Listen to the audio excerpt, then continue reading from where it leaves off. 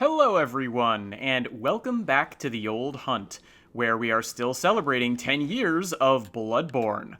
Last time, we were making our way further into the Forbidden Woods when we found a path that seemed less traveled. It looked like we could clearly go in one direction, but there was another way we could go, and so we went that way. And it led us to a strange pond of poison and lots of rotting corpses, it looked like, and it was not a very pleasant place.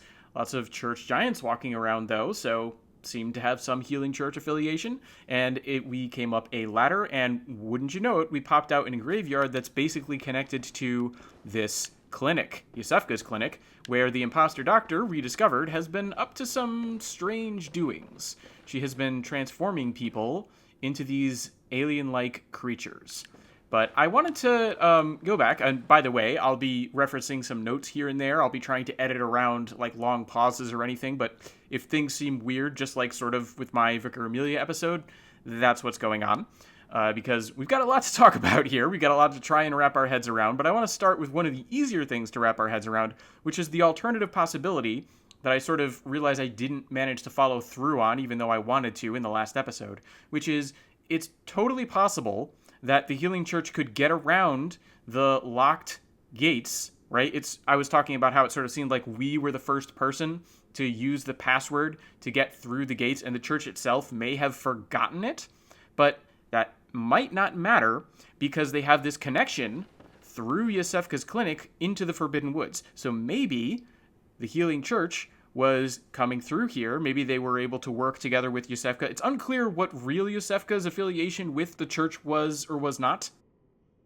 So maybe, right? Maybe there was a deal between the real Yusefka and the Healing Church members, and they were able to come and go through the Forbidden Woods. It certainly seems like the clinic, as it was, because of the vast number of bodies that we discovered, seems to have been using the grave site, right? They've got a regular graveyard, but they've also got, it looks like almost a dumping ground, and possibly that explains the poisonous nature of the pond that we found, with the church giants guarding it, right? So maybe the church carved out for itself this sort of extra route around into the Forbidden Woods, where they could dump bodies of things that happened in the clinic that they didn't like, and who knows what else, and that allowed members of the Healing Church, like the higher level Healing Church hunters, who would wear these white clothes, right, the white church set, maybe that's how they were coming to and from the Forbidden Woods. That's a possibility.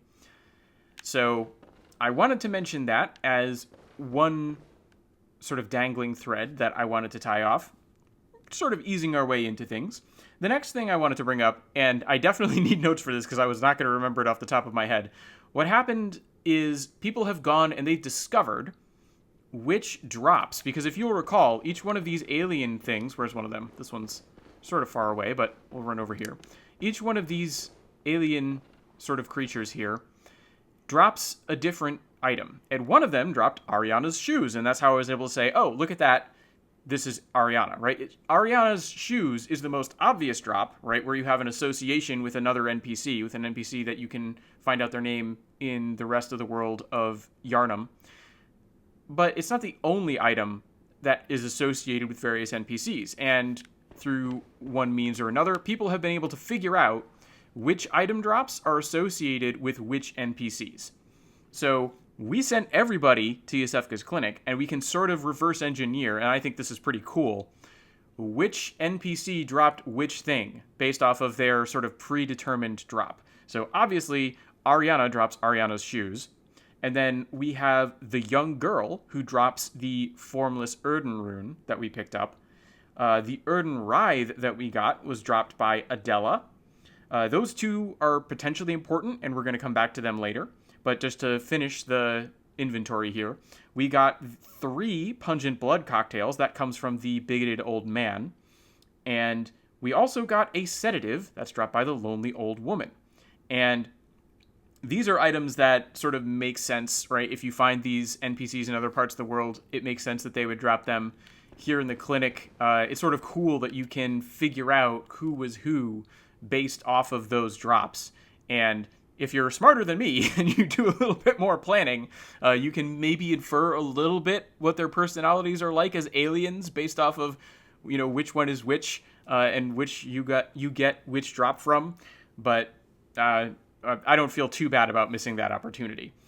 But this is going to bring me back to the potential thing that's going on with the Formless Oedon rune and the Oedon Writhe rune, and which NPCs have it and which NPCs don't, because there is potentially a lot of lore tied up with these things, and it brings us back to one of the most mysterious figures in the world of Bloodborne, Oedon.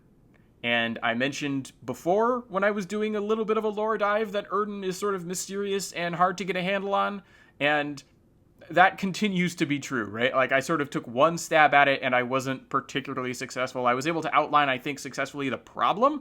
I didn't really have any solution. There are lots of different solutions out there. This is sort of the fun thing about how inscrutable Bloodborne is, which is you sort of get a little bit of this mirroring effect where people will read into Bloodborne what they think is cool or what they relate to. And so the various interpretations that you can get that people have given of Bloodborne all sort of tie back into, their ideas about what makes for a cool story in Bloodborne, and it helps personalize the game to all of them. But this also means it's a little bit difficult to, figure out what the objective truth of Bloodborne is. And, I've said it before, I don't think there really is a fully objective truth of Bloodborne. I think the intentional nature of the way that the story has been crafted is, even more so than most works of art, invites people to read into it. It creates that mirror-like quality, right? Where you sort of look into it and you see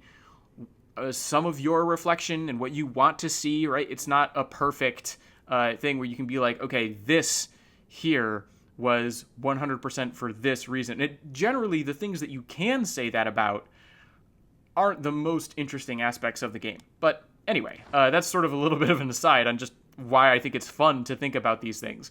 Let's go ahead and get to these runes, because the runes, this is where things start to get really brain bendy. I think we've worked up to it.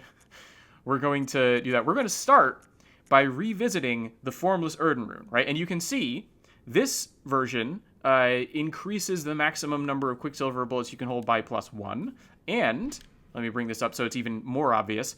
The rune itself is sort of faded. You can barely make it out.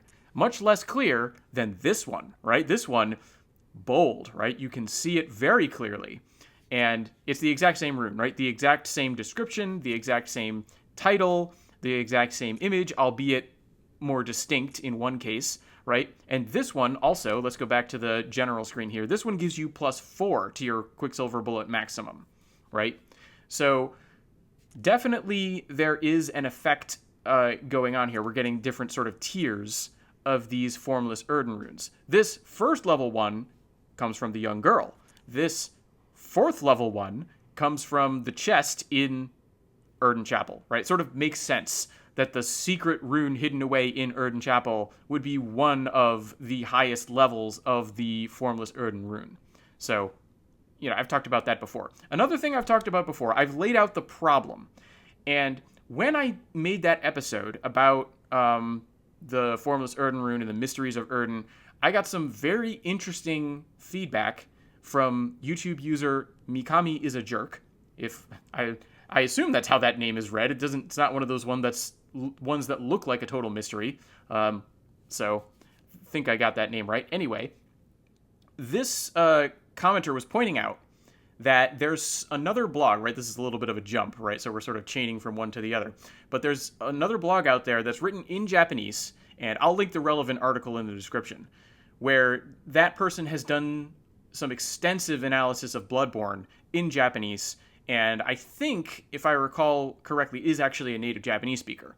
And that analysis on the Soul's Seed blog went through a number of different revisions over time, went through a number of different sort of variations on their own theories of Oedon, and ultimately arrived at what I find to be a very compelling way of sort of solving the fundamental problem of what's going on with Oedon.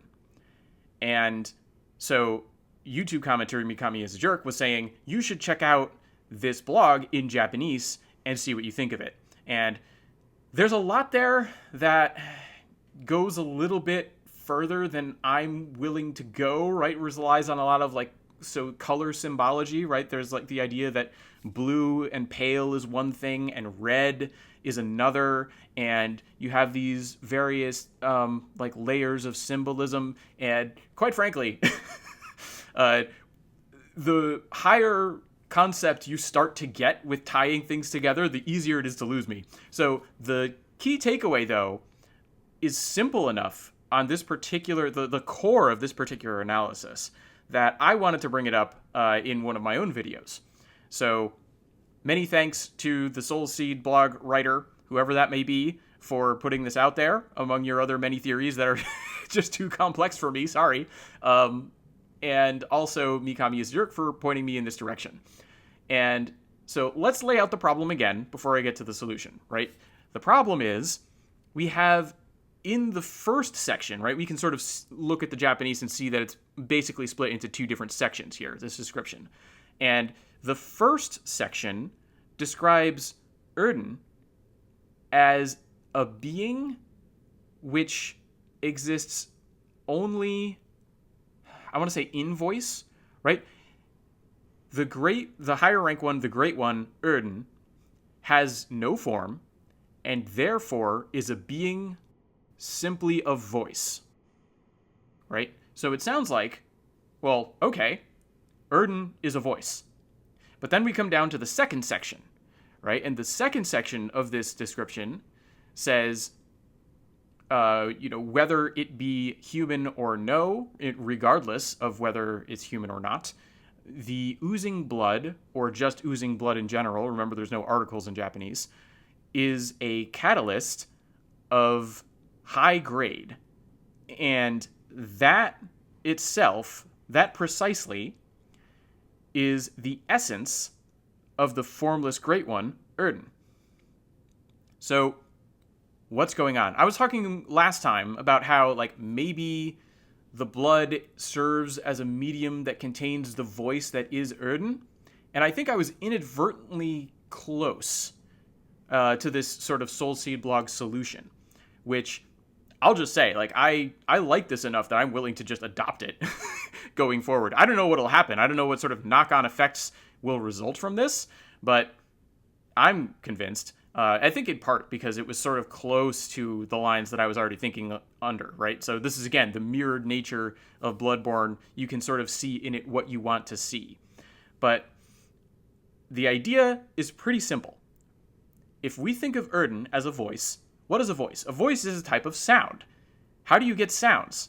Sounds are the result of vibrations through a medium, right? So what if Oedon is a voice, and the reason Oedon is obsessed with oozing blood as a high-quality catalyst is because that is the best means of transmitting the voice of Oedon, the voice that is Oedon, right? Literally, this makes it so that Oedon is just a voice, just a sound, essentially, a form of energy, and therefore is formless, and it, as a formless thing of vibrating energy, as its fundamental state of being, as a being of voice, it's able to, go through the air, it's this diffuse presence, presumably, and it's able to interact with things by causing these vibrations that register sometimes as a voice.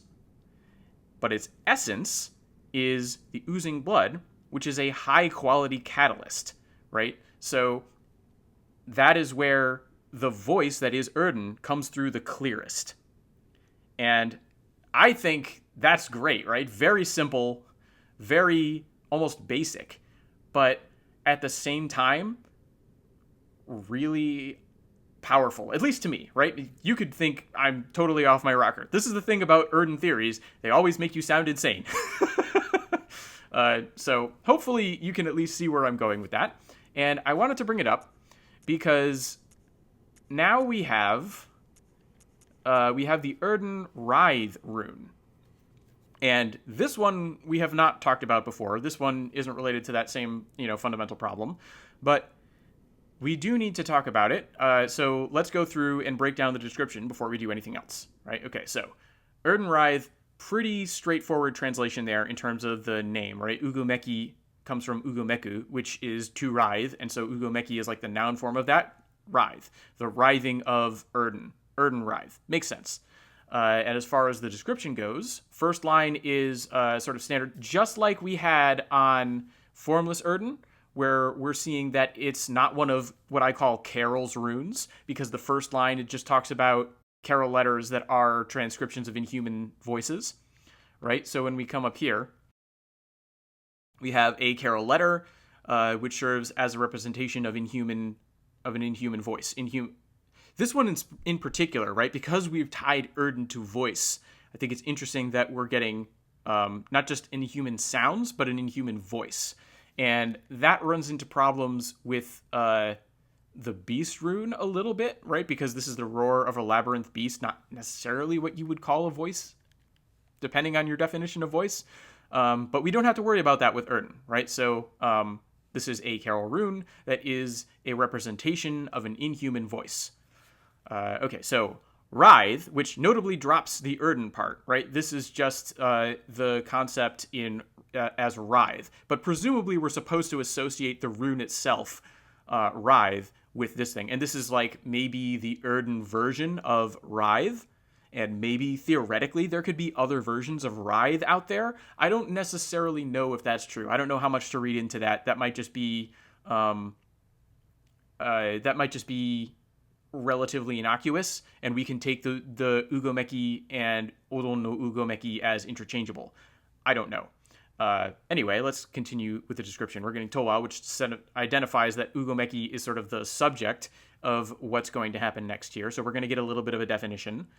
And this is where things get a little bit tricky, because we have a very long section that is modifying, it would either be read as sama or zama, most likely in this case. Could also be being read as yo. We're getting a single kanji here. And you sort of have to take your pick. Is this talking about a state? Is this talking about a way of doing something, like the art of something? Is this talking about something being akin to something else? I don't think it's akin to. I feel like that's not an appropriate translation in this case. I feel like, based off of this and some of the other runes, which I may end up bringing up later, because this wording, like the state of discovering something, which I haven't quite gotten to, but midasu yo de ari, midasu zama de ari. I think it would be zama, whichever way you want to read that. That particular concept is something that we see in basically all of the visceral attack runes, which, as we'll eventually see, this rune is one of them. Anyway, I bring that up because I'm not entirely sure how it's supposed to be interpreted. So I'll say it could be either like the art of or the state of. Those are the two terms that I think I'm going to go with for the purposes of this sort of quick and dirty literal translation here.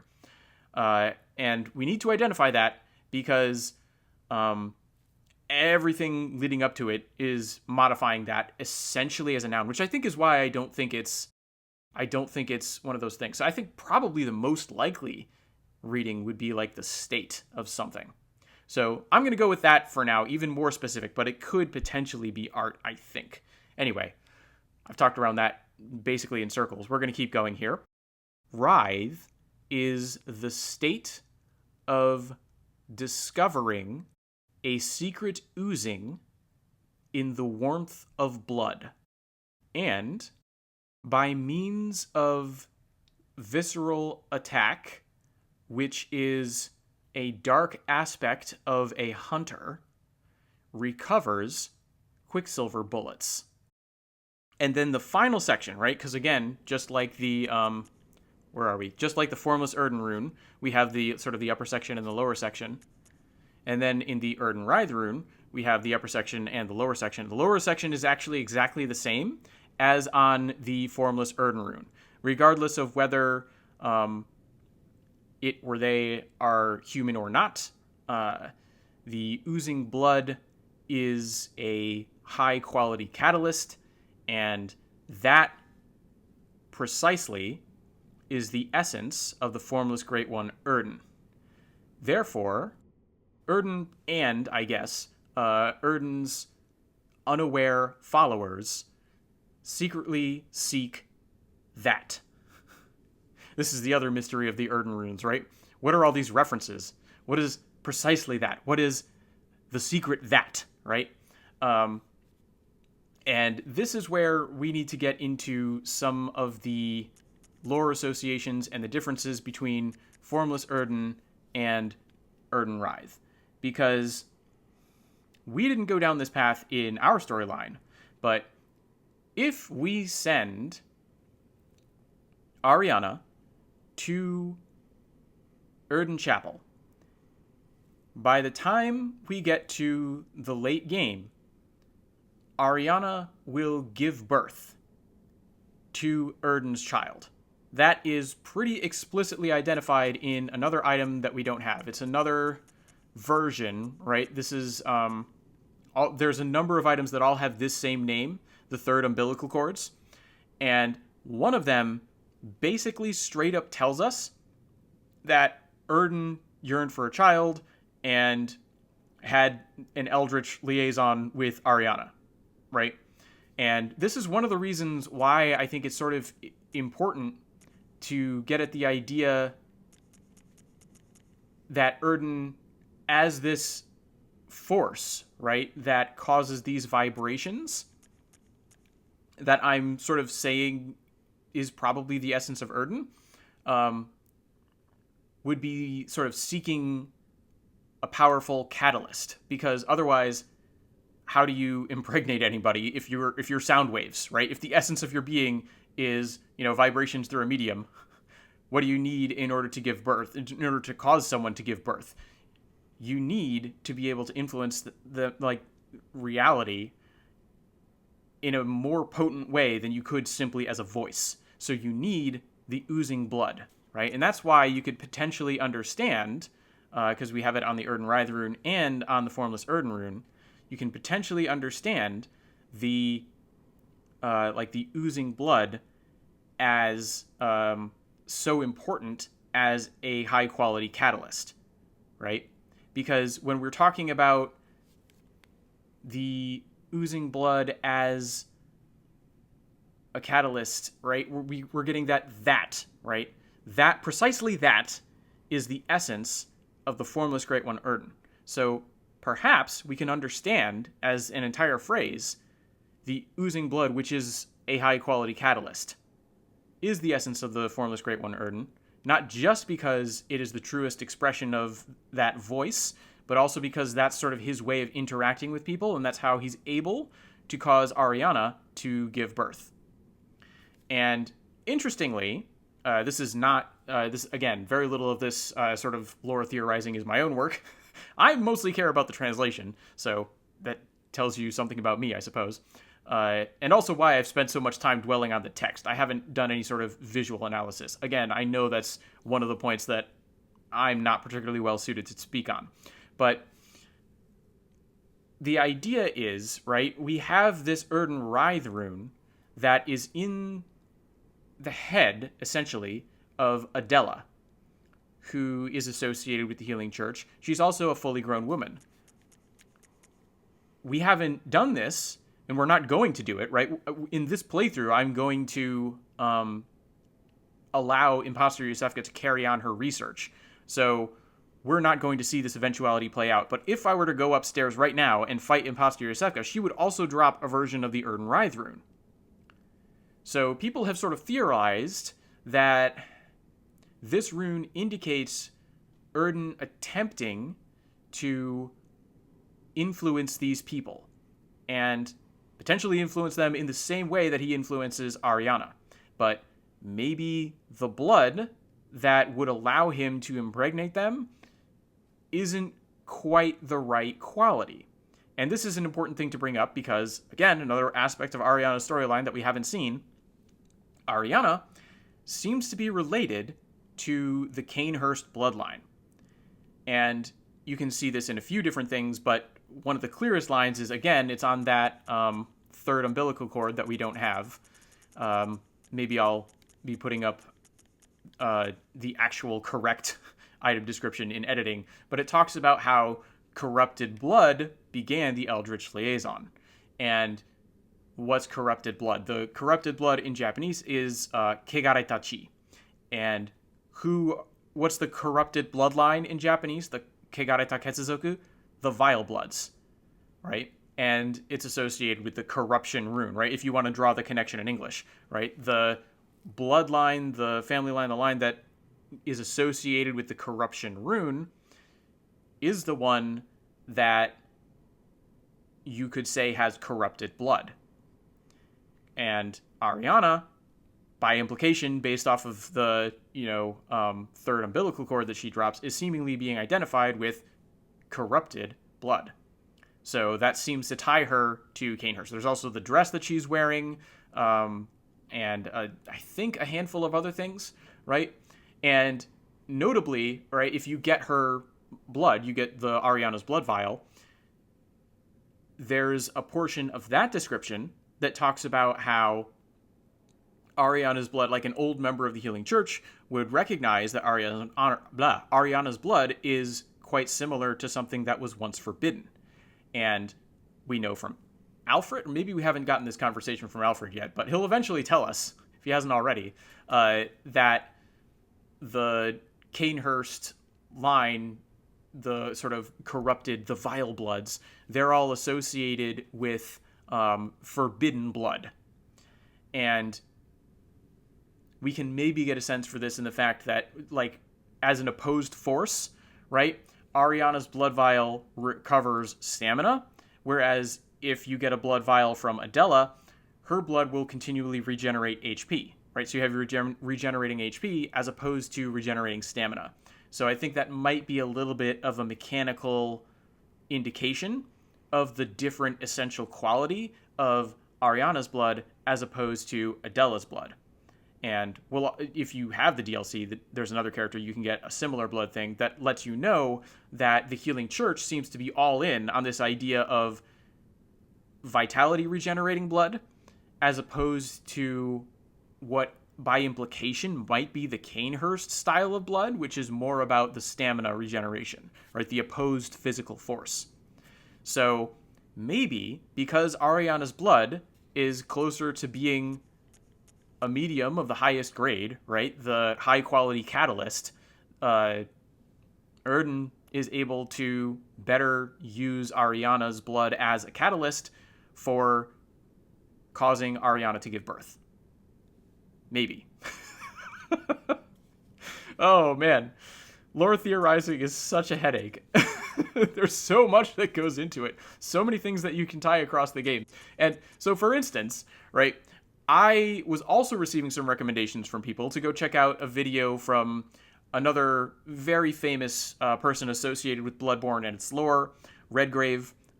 He has a video on Oedon, and he sort of outlines a tie to Mercury and Minamoto-byo, if I'm remembering the Japanese town correctly. And I'd heard of Minamoto-byo before, and so I was very confused why I'd make videos on things, and people would be like, you should look into the tie between Bloodborne and this industrial pollution case from Japanese history, modern Japanese history.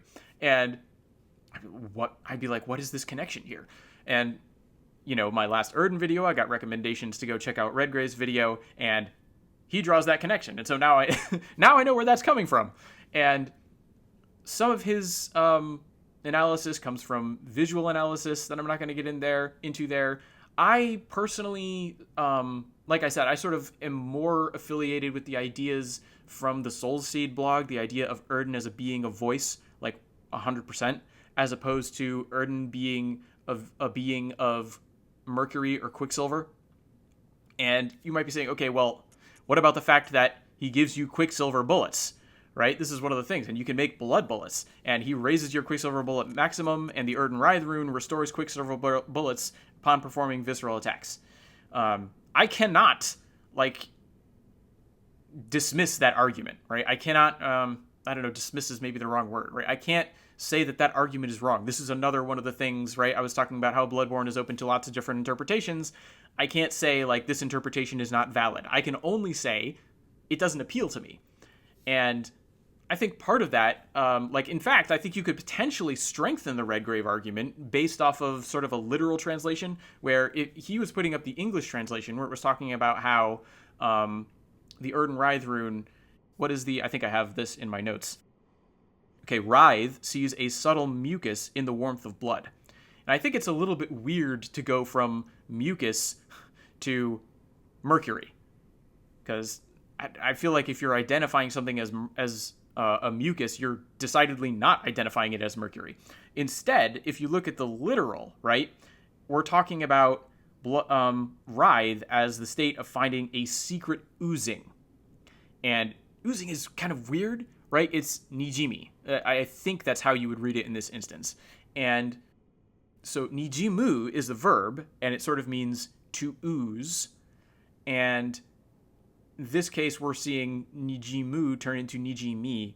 But if you do like a dictionary definition search on nijimi, you don't get anything. You just sort of have to take it from the verb form to get the noun form of nijimi from nijimu. And that indicates to me that it's somewhat of an unusual word in Japanese. So what is this secret oozing? And this is why I say it potentially strengthens the idea that the secret oozing is mercury, because it doesn't have to be a mucus anymore now, does it? It could just be anything secretly seeping through your blood.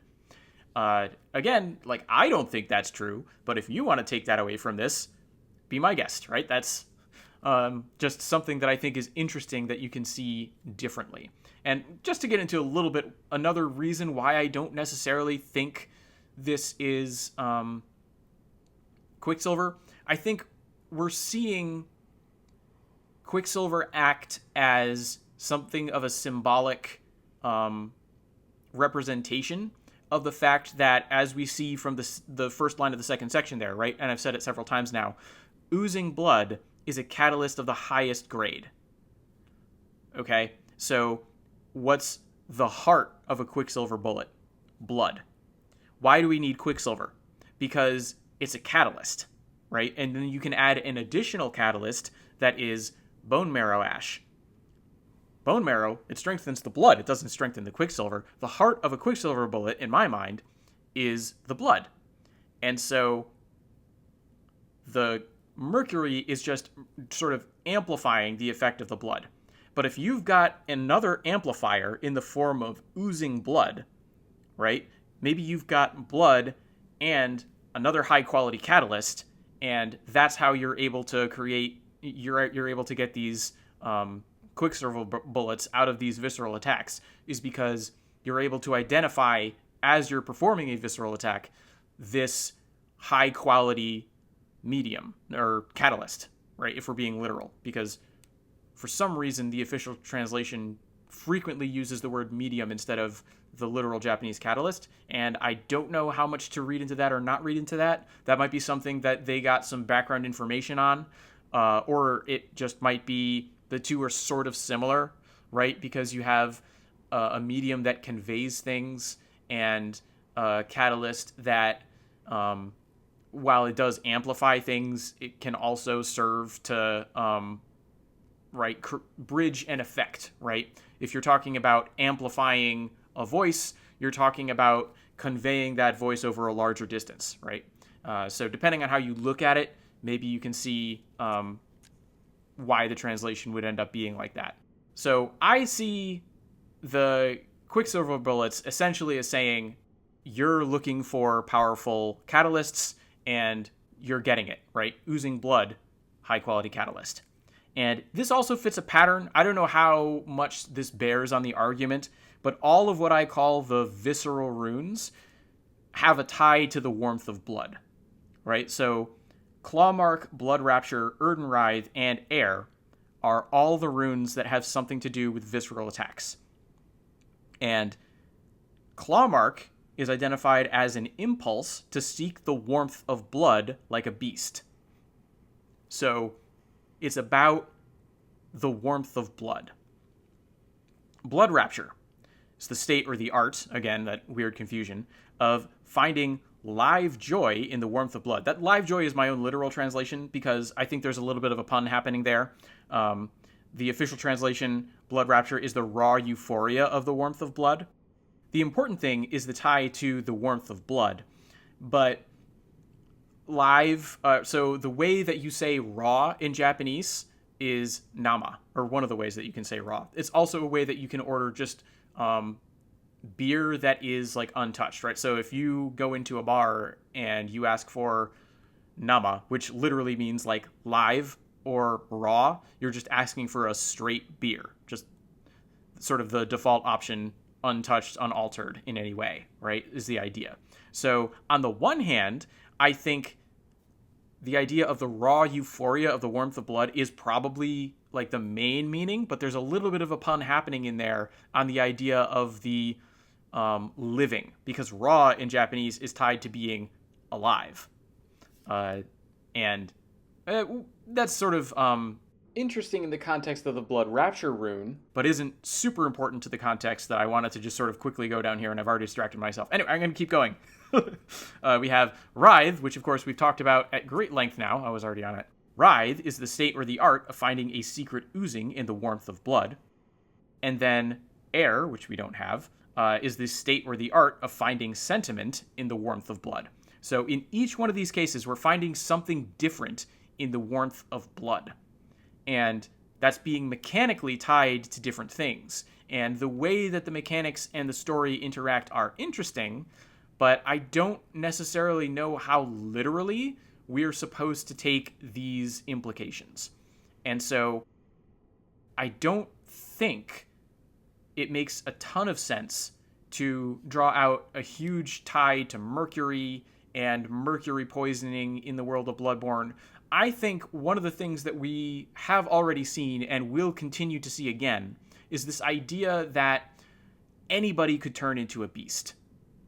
And if you're saying you can only turn into a beast because of the cosmic equivalent of mercury poisoning, like, I think you're limiting things to an extent that I'm not entirely comfortable with. Maybe that's something to do with it.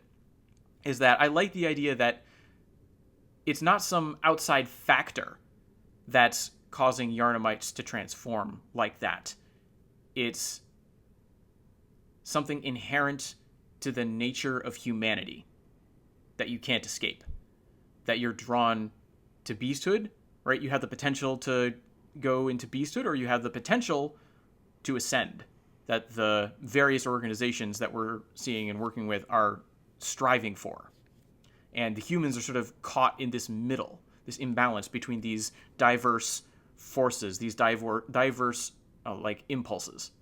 So anyway, that's probably more than long enough on all of those various things. And I'm just checking my notes to make sure I didn't forget anything. I don't think I did. So that concludes all of the stuff that has to do with the runes. Whew. All right, let me know, of course. This wrecks my brain.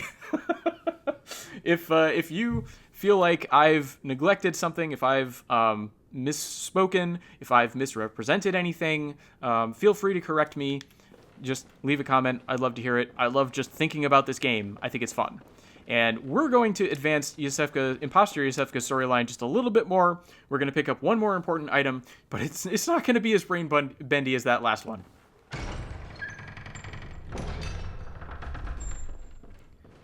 Okay, actually, we're going to pick up two more items, now that I think of it, because we have one more alien here. And we will be able to identify this alien as Yosefka, because she has dropped a Yosefka's blood vial, which I can't pick up because I already have one. So let's make some blood bullets. Let's use Yosefka's blood vial, and let's pick up this other one. All right, cool. And also of note is this room should look familiar, because if we come over here and read this note, we have a handwritten scrawl, right? Scrawled in our own hand. Seek pale blood in order to transcend or fulfill, completely end the hunt, right? So it's the good old note from the start of the game. And this pallet, right, this hospital bed here, is in fact the one that we woke up on at the very start of the game. We could not go through this door at the time. It was locked, confusing me when I eventually came to this door over here, and it too was locked. And my spatial reasoning not being the best, I sort of mistook one for the other. But anyway, this here is where we started the game, and there's an item sitting on it now. If we pick it up, we'll find an invitation to Canehurst. So let's take a look at that. That's the item that I had in mind when I said because we've already either looked at Yosefka's blood vial or I don't know if we looked at it. It's not super important. So it's time for me to edit in a quick literal version. Transfusion blood passed along by the female doctor of Yosefka's clinic. That which has been refined has a high sensational effect, recovering more HP. From the time and care of refinement, it is not an ordinary thing. Most likely, it was self-created by the female doctor. Probably this was original Yosefka's unique blood vial, right? Unique transfusion blood. So, fairly straightforward. I couldn't remember if I covered that or not, so I figured I'd cover my bases. But the thing that I really want to get to is... I didn't think it was down that low. Is it a key item? Oh, it's a key item, of course. I was never going to find it in consumables. The Canehurst invitation. Quite literally the invitation letter. Not that, right, it's even more literal you can get. State of invitation. But it's an invitation letter, right? It's a letter of invitation to Canehurst, essentially. A single old invitation dirtied with blood. That letter, which is an invitation which invites, literally, to Canehurst, which is now lost, for some reason, has your name recorded on it. At Hemwick Crossing, ride the carriage that will come to greet you. Right? So we sort of have to read this to get a little bit of the guidance that the game is giving us. And this is a case where the Japanese is sort of a little bit more explicit than I remember the English being, but not by much. And I feel like this is not this is not a case like we've seen in some of the guidance through the game, where there's a big discrepancy between the experience a Japanese speaker would have and an English speaker would have. You have to go somewhere in Hemwick, and you can probably get an idea where from the idea that it's a crossing, and you have this letter in your possession. That's why it's sort of a key item, and it will allow us to go to Canehurst. And for some reason, we don't know why, this old bloodstained letter invitation has our name on it. Isn't that weird? And I mean, that's a weird thing about the letter. I guess I'll wait to talk about that because, you know, we've talked a lot about weird stuff. I think this is one of the big things that sort of, this is what clued me in, that I'm a little bit more okay with accepting sort of video game logic, or at least just weird logic, than some of the larger lore community is, because people want to explain how that letter came to have our name on it, and I don't think we're supposed to care that much. I think this is a mystery that's being presented sort of in theme with the genre. I think the impossibility of that letter being addressed to us sitting on our sort of sickbed here is just in line with the weirdness of both Gothic and Lovecraftian horror, right? We don't fully understand what's going on, and we're not meant to. Like, there is sort of a physical explanation that you can maybe come to. I don't remember what it is off the top of my head because that's how little attention I've paid to it over the years. But I'm fine with just sort of letting that be. Anyway, we'll get to that a little bit more in detail as I continue to play the game. We're not going to Canehurst yet. We're gonna for once stay a little bit focused and try to make more progress through the Forbidden Woods. But I wanted to make sure to come down this way and open this door before I head back to the Hunter's Dream, because we're going to come back next time, because this episode, boy, we've talked about some brain-bending stuff in this episode, and it's gone pretty long. Next episode, we'll come back and we'll see what's happened to this setup. Just remember, we've left that door open, and now we're going to go to the dream.